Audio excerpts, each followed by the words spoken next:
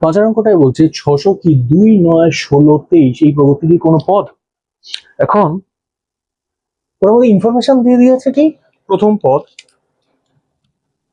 T1 যেটা A, সেটা আমাদের বলে দিয়েছে 2।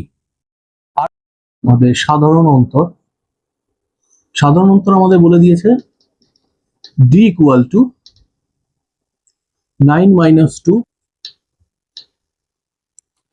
D equal to 7 এটা বলেছে, আর A equal to 2।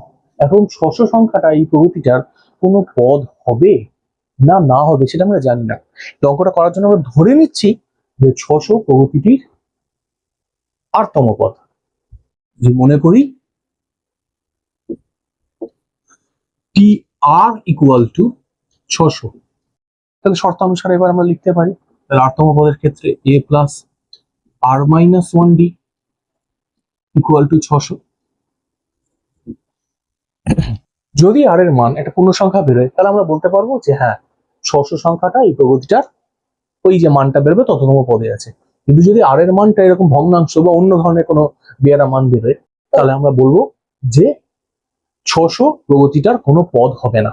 দেখা যাক, এর ভ্যালু আমরা বসে দিলাম 2, আর মাইনাস 1, ডি এর জায়গায় বসে গেল 7, 600।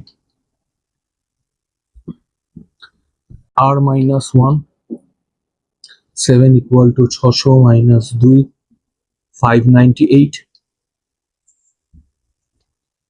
আর মাইনাস 1 ইকুয়াল টু 598 বাই 7।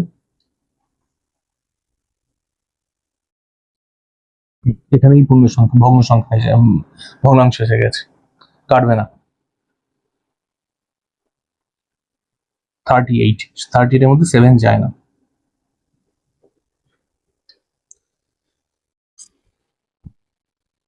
তিনের 7, আর এর মান আসছে 85, 3 এর 7 যোগ 1, অতএব আর ইকুয়াল টু 86 পূর্ণ 3 এর 7, যেটা একটা ভগ্নাংশ। অতএব পদ সংখ্যা কোনোভাবেই ভগ্নাংশ হতে পারে না। সুতরাং আমরা বলতে পারি যে 600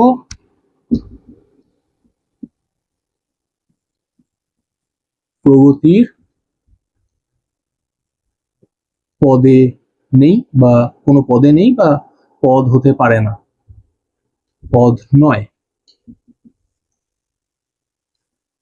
6 নম্বর অঙ্কটায় বলছে যে কোনো সমান্তর প্রগতির তৃতীয় ও পঞ্চম পদ যথাক্রমে 1-এর 5, 1-এর 3 হলে দেখাও যে প্রগতিটি 15টি পদের সমষ্টি 8।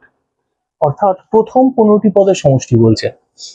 15টি পদ বলতে কিন্তু সবসময় প্রথম 15টা ধরেই করতে হবে, নালে কিন্তু হয় না ব্যাপারটা।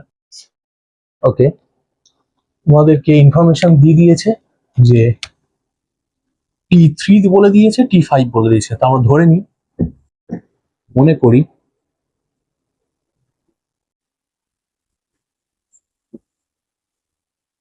প্রগতির প্রথম পদ T1 ইকুয়াল টু A ও সাধারণ অন্তর সমান D। তাহলে এবারে আমরা আলাদা আলাদা ভাবে তৃতীয় পদ ও পঞ্চম পদ লিখতে পারি। অতএব T3 is equal to A plus 3 minus 1D, যেটার মান ওরা বলে দিয়েছে 1/5। তাহলে এখান থেকে আমাদের আসছে A plus 2D equal to 1/5, আর ওরা বলে দিয়েছে T5 is equal to A plus 5 minus 1D equal to 1/3। তাহলে এখান থেকে আমাদের আসছে A plus 4D equal to 1/3। এটা আমাদের 2 নং সমীকরণ, এটা আমাদের 1 নং সমীকরণ। আমরা 2 থেকে 1 নং সমীকরণকে বিয়োগ করব।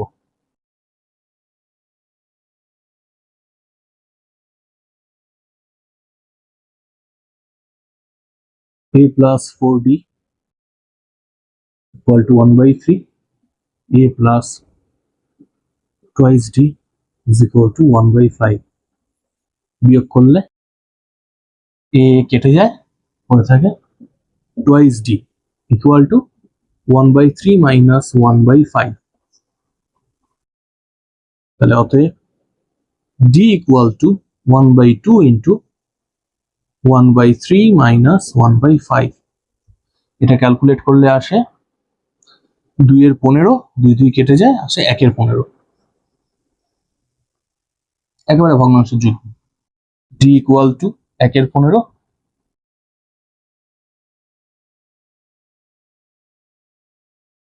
আর এখান থেকে আমরা এই মানটাকে যদি আমরা 1 নং সমীকরণ এখানে বসিয়ে দিই, তাহলে কিন্তু আমরা এটাও পেয়ে যাব যে এ প্লাস টোয়াইস ডি, ডি এর জায়গায় বসিয়ে দিলাম আমরা 1/15, ডান দিকে রাখলাম হচ্ছে 1/5। তাহলে এখান থেকে 2/15কে ওদিকে পাঠিয়ে দিলে আসে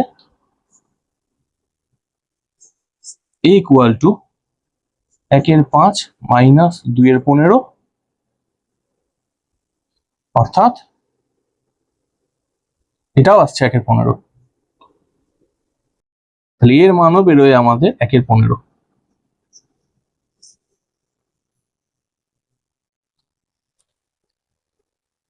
তাহলে সমান্তর প্রগতির 15টি পদের সমষ্টি, 15টি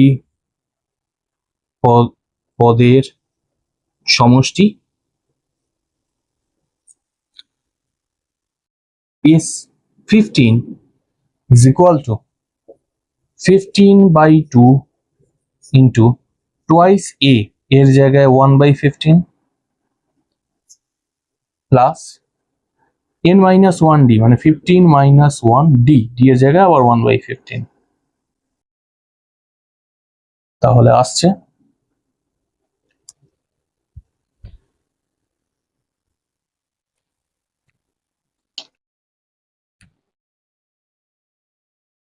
পনেরো, 2 বাইরে রয়েছে, ভেতরে 2/15, আর এখান থেকে আসছে 14/15। আসলো 15/2, আর এখান থেকে আসছে 16/15। 2 দিয়ে 16কে কেটে 8, তাহলে অ্যান্সার আসলো আমাদের 8, যেটা ওরা আমাদের প্রমাণ করতে বলেছিল। তাহলে প্রমাণিত।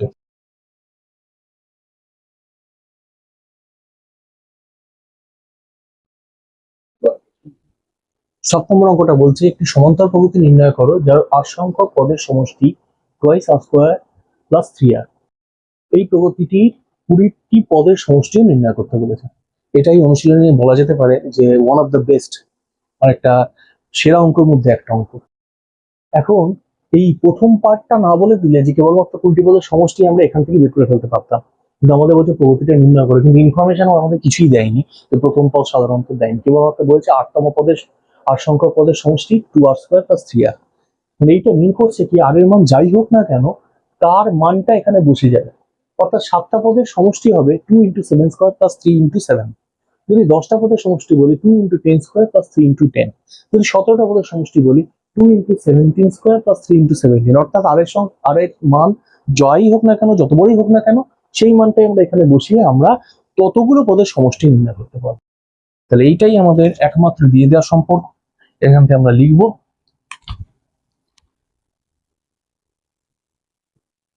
প্রদত্ত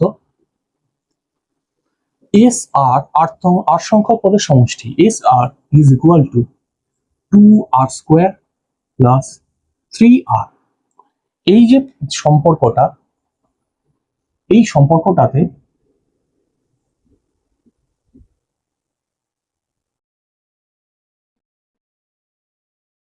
r ইকুয়াল টু আমরা 1 2 3 4 এভাবে বসিয়ে পাই।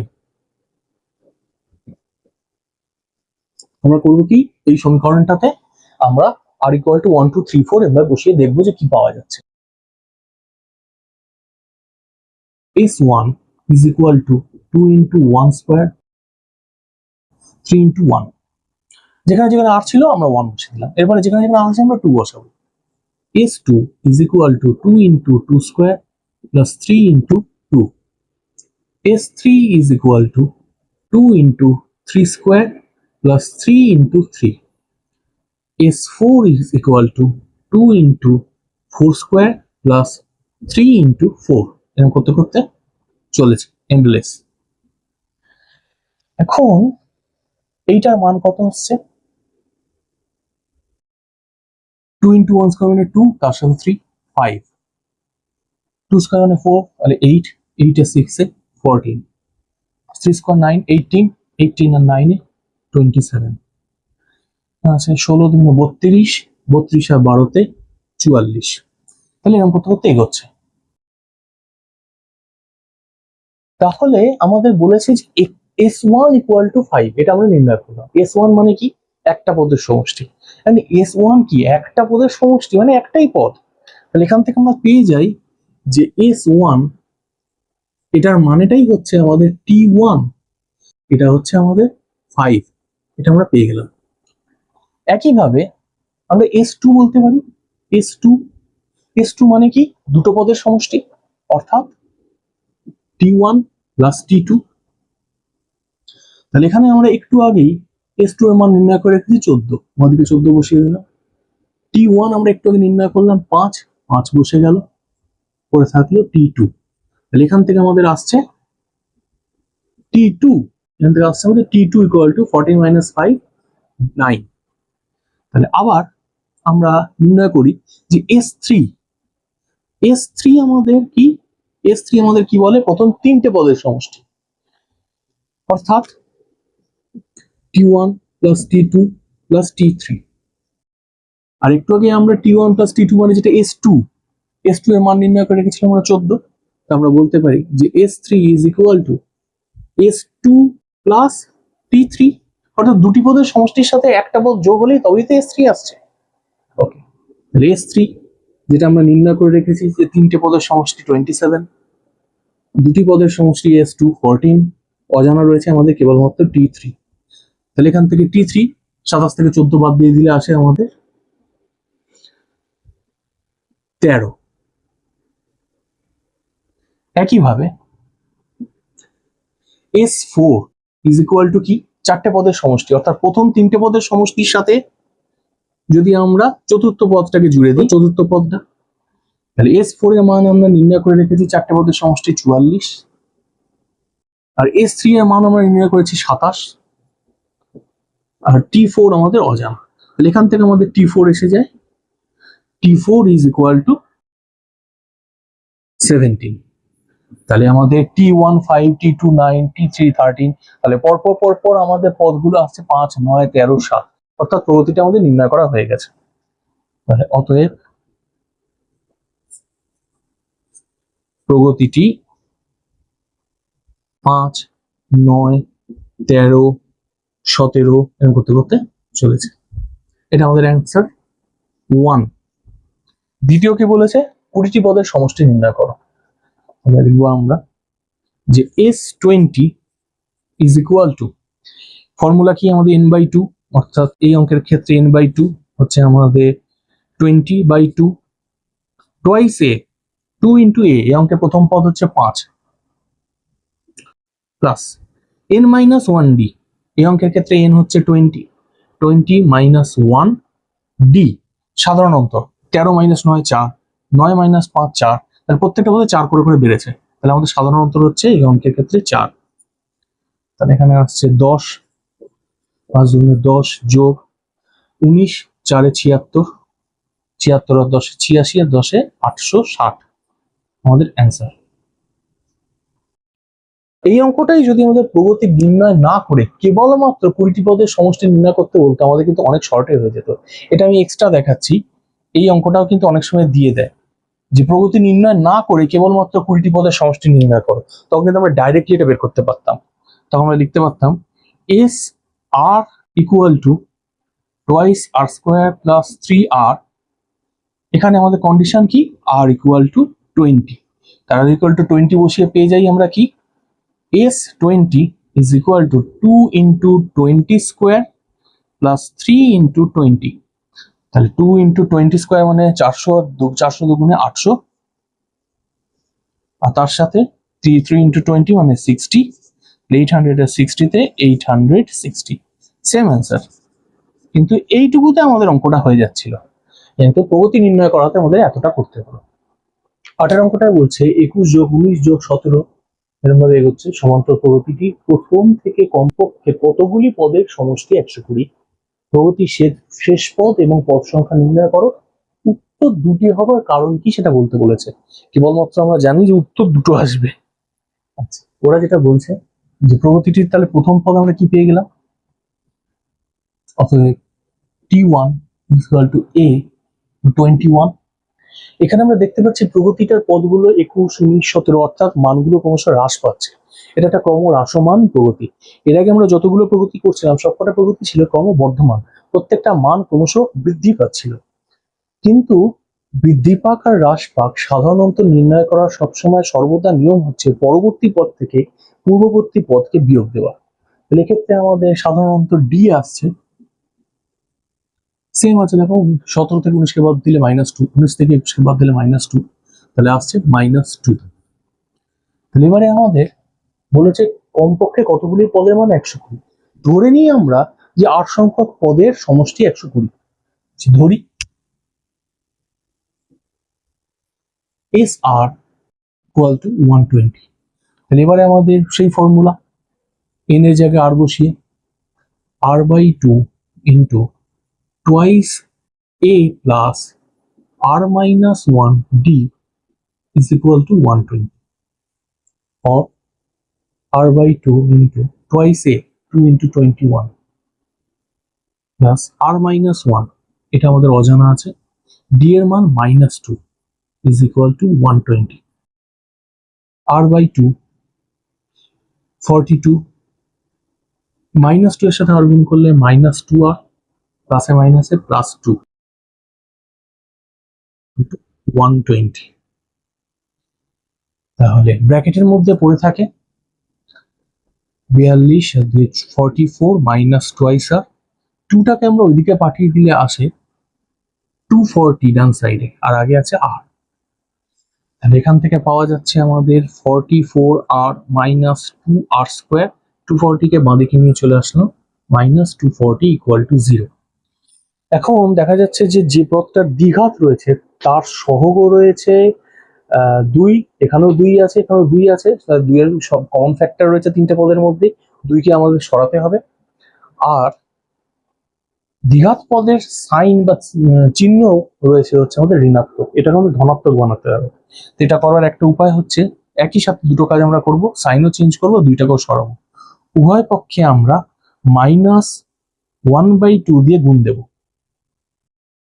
44r - 2r² -240, আর ডান দিকেও 0 ইন্টু -1/2, ডান দিকে তো 0ই থাকবে। তাহলে এই দুটোকে গুণ করে আমরা সামনে নিয়ে চলে আসি, প্লাসে মাইনাসে মাইনাসে প্লাস, 2 কেটে গেল, সামনে আসছে r²। এই দুটোকে গুণ করলে আসে -2 দিয়ে 44 কে কাটলে আসে 22, 22r, আর 2 দিয়ে 240 কে কাটলে আসে 120, সাইন মাইনাসে মাইনাসে প্লাস ইকুয়াল টু ডান দিকে 0। এখন মিডল টার্ম ফ্যাক্টর 120 থেকে 22, 12 10 120 হয়, একদম সহজ।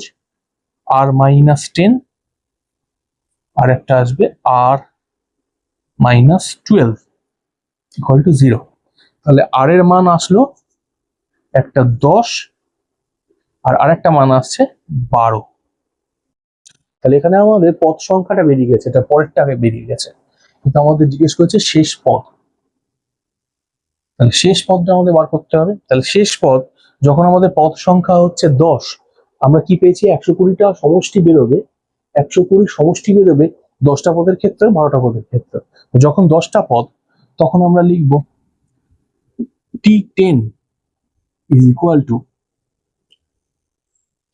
a plus 10 - 1d, আর যখন t12 তখন আসবে a plus 12 - 1d। তাহলে a অঙ্কটার ক্ষেত্রে ছিল 21, এখানে আসলো 9, আর এখানে আসছে ডি এর জন্য -2, তো আসলে 21 - 18 ইজ ইকুয়াল টু 3। আর 12টার ক্ষেত্রে আসছে 21 প্লাস 11 ইন্টু -2, তাহলে আসছে 21, 11 দুগুণে 22, -22 ইকুয়াল টু -1। তাহলে যদি 10টা পদ হয় তখন শেষ পদ হবে 3, আর যদি 12টা পদ হয় শেষ পদ হবে 1। আর পদ সংখ্যা আমাদের কত? 10টা এবং 12টা। তাহলে এইগুলো আমাদের অ্যান্সার। এটা আমাদের সেকেন্ড অ্যান্সারটা, আর এটা আমাদের প্রথম অ্যান্সার। স্যার 1 এর আই, এটা ধরো বলা যেতে পারে অ্যান্সার 1 এর 2, এই দুটো। এখন এই যে দুটো উত্তর কেন হয়েছে কারণটা জিজ্ঞাসা করেছে, এটা বলে দিচ্ছি, এটা তো লেখার দরকার নেই। দুটো উত্তর কারণ এই যে প্রগতিটা ক্রমশ ক্রমশ হ্রাস পাচ্ছে, এই প্রগতিটা এরকম ধরনের একটা প্রগতি যে এর মাঝখানে এই প্রগতিটা শূন্য সংখ্যাটাকে ক্রস করবে। শূন্য সংখ্যাটাকে ক্রস করার পর ঋণাত্মক সংখ্যার দিকে চলে যাবে, কারণ আমরা কমতে কমতে 17, 15, 13 এরকম করতে করতে শূন্য সংখ্যাটাকে ক্রস করবে। সেই জন্যই দুটো ক্ষেত্রেই 10টা পদের ক্ষেত্রে সমষ্টি আসছে 120, আর 12টা পদের ক্ষেত্রে সমষ্টি আসছে 120। এটাকে যদি আমরা খাতা কলমে পরপর পদগুলোকে লিখে যোগ করে দেখি, তাহলে আমরা দেখতে পাবো যে জিরোটাকে ক্রস করছে, সেই জন্য দু সাইডেই যোগ করার পর দেখা যাবে যে 120 বেরোচ্ছে। আর সেই জন্যই শেষ পদ দু ক্ষেত্রে আসছে, একবার আসছে -1, 12টার ক্ষেত্রে আসছে -1, 10টার ক্ষেত্রে আসছে -3।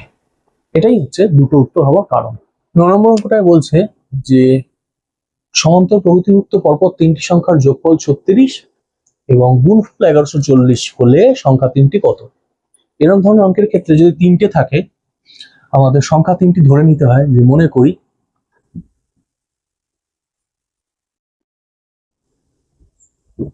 প্রগতিভুক্ত সংখ্যা তিনটি বা সংখ্যা ত্রয় a minus D, a, a plus D, অর্থাৎ এই পদ থেকে এই পদের পার্থক্য ডি, এই পদ থেকে এই পদের পার্থক্য ডি, বিয়োগ করলেই পাওয়া যায়। তাহলে আমরা এবার সমীকরণ গঠন করতে পারবো। তিনটে সংখ্যা আমরা ধরে ফেলেছি, আমরা সংখ্যা তিনটের যোগফল এবং সংখ্যা তিনটের গুণফল দিয়ে আমরা সমীকরণ গঠন করতে পারবো। প্রশ্ন অনুযায়ী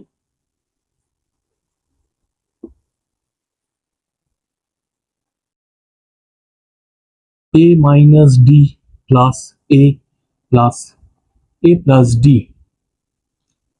ইকুয়াল টু 36। আর আরেকটা ওরা কি বলেছে, a minus D into a plus D is equal two 1140। তাহলে প্রথমটা থেকে আমরা কি পেয়ে যাচ্ছি? প্রথমটা থেকে আমরা পেয়ে যাচ্ছি তিনটিকে যোগ করলে এখানে ডি আর ডি কেটে যায়, thrice a equal to 36, a equal to 12, আমাদের এখানে ভ্যালু বেরিয়ে গেল।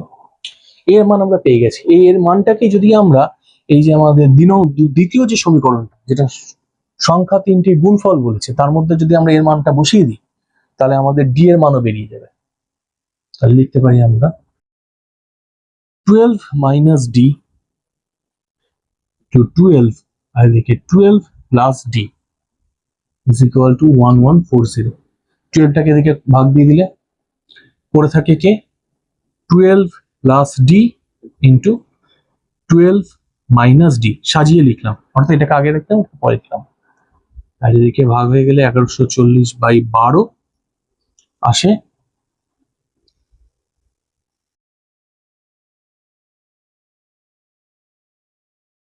95। এখন এই আকারটা দেখতে ঠিক a plus B into a minus B এর মতন, তাহলে এটাকে ফর্মুলায় ফেলে দেওয়া যেতে পারে। এটাকে আলাদা আলাদা করে গুণ না করে 12 square a square minus B square formula, 12 square minus D square করে দেওয়া যেতে পারে ইকুয়াল টু 95। তাহলে 12 স্কোয়ার মানে 144, 95 কে এই সাইডে নিয়ে চলে আসলাম, ডি স্কোয়ারকে ওই সাইডে পাঠিয়ে দিলাম। 44, 144 থেকে 95 কে বাদ দিলে আসে 49। Is equal to D square.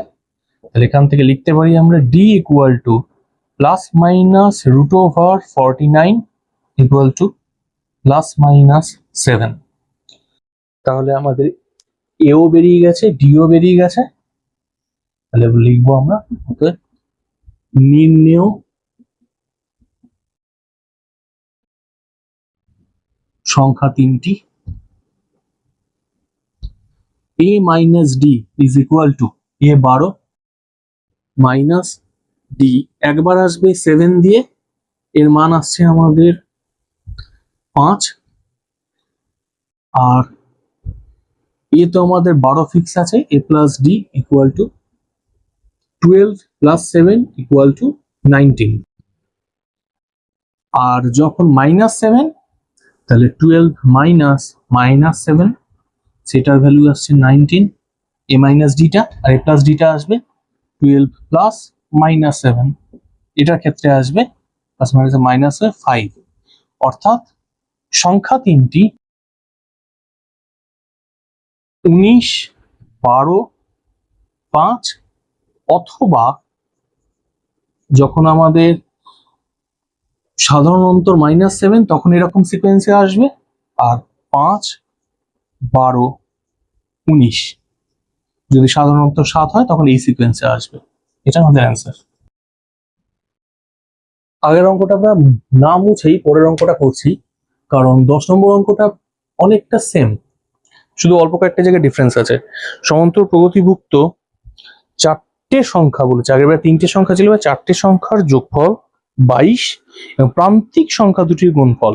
তাহলে এখানে 3টে সংখ্যার যোগ, এখানে 3টির জায়গায় এটাকে আমাদের করে নিতে হবে 4টি, এটাকে আমরা করে নিলাম 4। 4টি সংখ্যার যোগফল হচ্ছে 22, আর বলেছে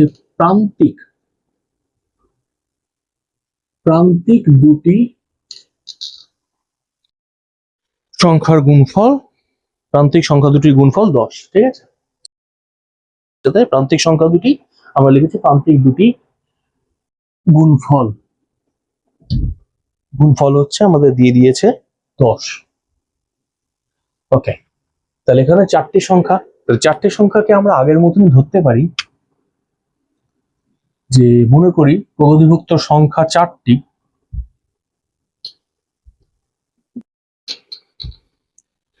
a minus 3d, a minus d, a plus d, a plus 3d। এখন সকলের মাথায় আসবে যে হঠাৎ করে এরকম d এর পরে 2d না রেখে 3d, আর এদিকে মাইনাসের ক্ষেত্রে মাইনাস, আগের বারে তো এরকম ছিল না। আগের বারে কিরকম ছিল সিকোয়েন্সটা? আগের বারে ছিল a প্লাস d, আর আগে ছিল a মাইনাস d। তাহলে এখানে আমাদের কি হচ্ছে, d বেড়েছিল, এখান থেকে এখানে d বাড়ছে, এখান থেকে এখানে একটা d বেড়েছে, অর্থাৎ প্লাস হয়েছে, তাই d ক্যান্সেল হয়েছে। তো এক্ষেত্রে কি হয়েছে, এক্ষেত্রেও তাই সমানভাবে আমাদের সাধারণ অন্তর রয়েছে, শুধু তফাৎ হলো কি এখানে সাধারণ অন্তর কত 2d, এখান থেকে 2d বেড়েছে তাই মাইনাস d এসছে, এখান থেকে 2d যোগ হয়েছে তাই a প্লাস d এসছে, এখান থেকে 2d যোগ হয়েছে তাই প্লাস 3d হয়েছে। এখন আমরা হঠাৎ করে এটাতে 2 কেন করলাম, তার কারণ যদি আমরা এই রকম লিখতাম যে 4টে সংখ্যা এরকম, যে লিখলাম আমরা a minus d, a plus d, a plus 2d, আর এদিকে লিখলাম a মাইনাস 2d, তাহলে এই 4টে সংখ্যার মধ্যে কি দেখা যাচ্ছে, যে এখান থেকে তো এখানে একটা d এর পার্থক্য, এখানে একটা d বেড়েছে মাইনাস d হয়েছে, এখানে একটা d এর সাথে আর একটা d যোগ হতে 2d হয়েছে, কিন্তু এই দুটোর মধ্যে তফাৎ কি রয়েছে, এই দুটোর মধ্যে তো টুয়াইস d এর তফাৎ। তাই জন্য আমাদের এখানে এরকম ভাবে সিকোয়েন্সটা নিতে হয়েছে, যাতে 4টে জোড় পদের ক্ষেত্রে আমাদেরকে নিতে হচ্ছে সাধারণত টুয়াইস d, বিজোড় পদের ক্ষেত্রে কিন্তু আমরা d নিতে পারছি। ঠিক একইভাবে যদি আমাদের 5টা পদ বলে দেয়, তাহলে কিন্তু আমরা এরকম নিতে পারবো যে a এর পাশেরটা হবে, প্রথম মাঝের পদটা হবে a, তার পাশেরটা হবে a প্লাস d, তার আগেরটা হবে a মাইনাস d, এদিকে ডান দিকেরটা আসবে a প্লাস 2d, এদিকে আগেরটা আসবে a মাইনাস 2d। কিন্তু যদি 6টা পদ বলে, তখন আমাদের এখানে 3d পরে নিতে হবে a প্লাস 5d, আর এদিকেও নিতে হবে a মাইনাস 5d। তাহলে বোঝা যাচ্ছে, কারণ এই মাঝের জায়গাটা একটা ঝামেলা হয়ে যায় যদি জোড় পদ হয়। পদ সংখ্যা যদি জোড় থাকে, এটাই হচ্ছে এটা এরকম ভাবে করার কারণ। শুধু মাথায় রাখতে হবে যে অঙ্কটা সলভ করার সময় যে এবারে আমাদের সাধারণ অন্তর কিন্তু ডি নয়, টুয়াইস ডি, এটা ইম্পর্টেন্ট। ওকে, তাহলে এবার প্রশ্ন অনুযায়ী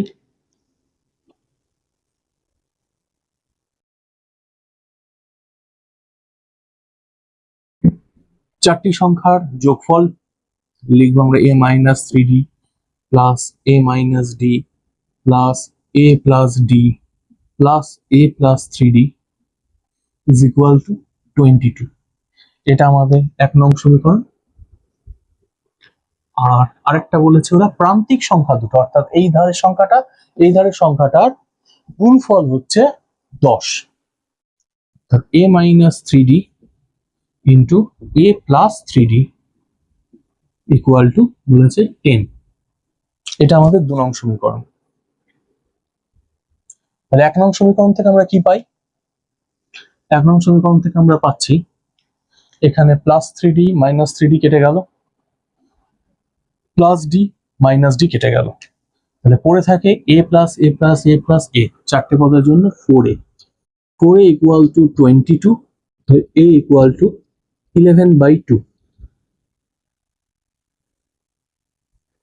এখন 2 নং সমীকরণে আমরা কি দেখতে পাচ্ছি যে a plus b into a minus b এর formula a plus b into a minus b, তাহলে এখানে বসিয়ে দেওয়া যাক a square minus 3d square equal to 10।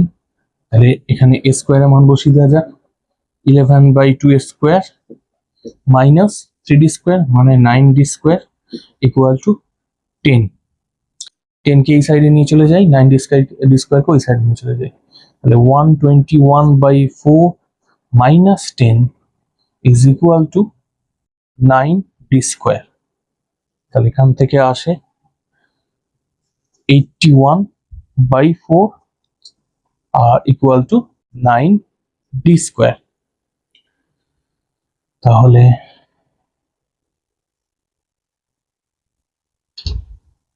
9d square is equal two 81/4, তাহলে d স্কোয়ার ইকুয়াল টু 9 দিয়ে 81 কে কাটলে 9/4, d আসছে আমাদের plus minus root over 9/4 is equal to plus minus 3/2।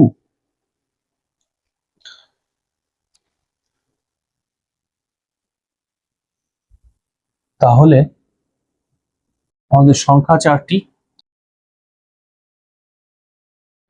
a minus 3d, a minus d, a plus d, a plus 3d। তাহলে এর মান হচ্ছে আমাদের 11/2 মাইনাস 3 ইন্টু আমাদের মান রয়েছে d এর মান দুটো প্লাস 3/2, প্রথম আমরা প্লাস 3/2 দিয়ে করব 11/2। আচ্ছা, এটা মানটা নির্ণয় করে নিই, 11/2 মাইনাস 9/2 ইজ ইকুয়াল টু আসছে 1, 11/2 মাইনাস 3/2 ইজ ইকুয়াল টু আসছে 8/2 অর্থাৎ 4, a প্লাস d 11/2 প্লাস 3/2 আসছে হচ্ছে আমাদের 14/7 অর্থাৎ 14/2 অর্থাৎ 7, আর a প্লাস 3d তাহলে 11/2 প্লাস 3 ইন্টু 3/2 ইকুয়াল টু আসছে 9/2 আসছে 10। ঠিক এক্স্যাক্টলি যদি আমরা মাইনাস দিয়ে করি ঠিক উল্টো দিক দিয়ে মানগুলো আসবে, 1 4 7 10। যদি আমরা মাইনাস 3/2 দিয়ে করি দেখা যাবে যে এই সাইনগুলো জাস্ট চেঞ্জ হয়ে যাবে, এই মাইনাসটা প্লাস হয়ে যাবে এটার মতন, এই মাইনাসটা প্লাস হয়ে যাবে এটার মতন, আর এইগুলো মাইনাস হয়ে যাবে। তাহলে ঠিক উল্টো সিকোয়েন্সে আমরা এটা পাবো আগের অঙ্কটার মতনই। তাহলে আমরা লিখে দিই যে অতএব সংখ্যা চারটি